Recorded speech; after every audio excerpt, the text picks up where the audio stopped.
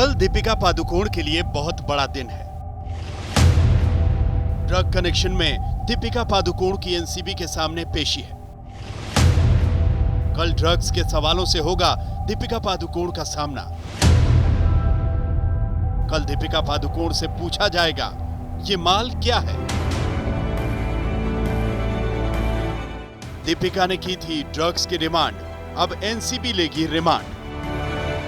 अपनी फिल्म की शूटिंग छोड़कर गुरुवार को गोवा से मुंबई के लिए दीपिका पादुकोण निकली तो टेंशन उनके चेहरे पर साफ झलक रही थी।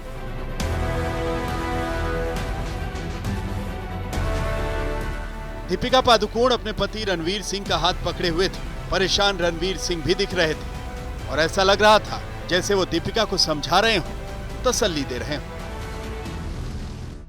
शुक्रवार का दिन हमेशा ही बॉलीवुड के लिए बहुत अहम रहा है, क्योंकि शुक्रवार के दिन धड़कनें रुकती हैं। Friday blockbuster, Friday box office क्या नतीजे देगा, लेकिन आज के शुक्रवार का दिन भी बॉलीवुड की धड़कनों को रोक रहा है। भले ही पूछताछ यहां रकुलप्रीत सिंह के साथ हुई है और करिश्मा से, लेकिन करिश्मा की पूछताछ के आधार पर ही दीपिका पादुकोण का जो सवाल है वो तय किया जाएगा।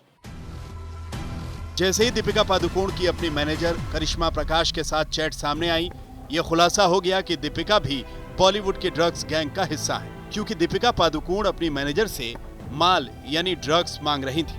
हम आपको दीपिका की वो चैट दिखाएं, उससे पहले दीपिका के बारे में जो बड़ा खुलासा हुआ है वो आपको बता दें।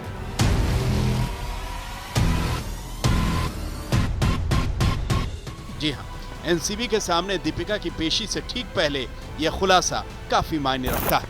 दीपिका पादुकोण पर सबसे बड़ा खुलासा, Deepika Padukone drug chat group की एडमिन थी। वो ड्रग चैट ग्रुप जिसमें दीपिका माल मांग रही थी। इस ड्रग ग्रुप में दीपिका, जया साहा और करिश्मा शामिल थी। ड्रग चैट ग्रुप की एडमिन बनकर और फंस गई दीपिका। ड्रग्स के फेर में फंसी दीपिका पादुकोण की मुश्किलें बढ़ सकती हैं, क्योंकि उनकी मैनेजर से नारकोटिक्स कंट्रोल ब्यूरो ने आज घंटों पूछताछ की। पूछताछ में करिश्मा ने बताया है कि साल 2017 का वो चैट जिसमें दीपिका पादुकोण करिश्मा से ड्रग्स की डिमांड कर रही थी, वो एक व्हाट्सएप ग्रुप का हिस्सा था। उस व्हाट्सएप ग्रुप की एडमिन कोई और नहीं बल्कि दीपिका पादुकोण थी और सदस्य के तौर पर करिश्मा और जया साहा थीं। दीपिका की धड़कनें इस वक्त और भी बढ़ गई होंगी, क्योंकि दीपिका साल 2017 में जिस चैट ग्रुप में ड्रग्स मांग रही थी, उस ड्रग्स ग्रुप की एडमिन भी दीपिका ही निकली।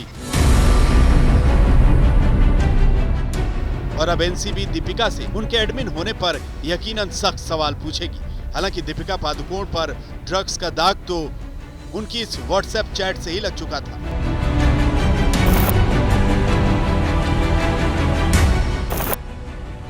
तुम्हारे पास माल है? हाँ, लेकिन घर पर। मैं बांद्रा में हूँ। अगर तुम कहो तो मैं अमित से भिजवा सकती हूँ। Yes please.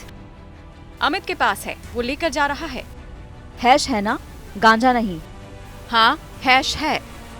तुम कितने बजे तक कोको आ रही हो? 11:30 या 12 बजे। शैल वहाँ कब तक है? मुझे लगता है कि उसने 11:30 कहा था, क्योंकि उसे 12 बजे तक दूसरी जगह पहुँचना है। और इस तरह बॉलीवुड की हीरोइन नंबर 1 ड्रग कनेक्शन में न सिर्फ बुरी तरह फंसती हुई नजर आ रही हैं, बल्कि उनका एक्टिव रोल भी सामने आ रहा है।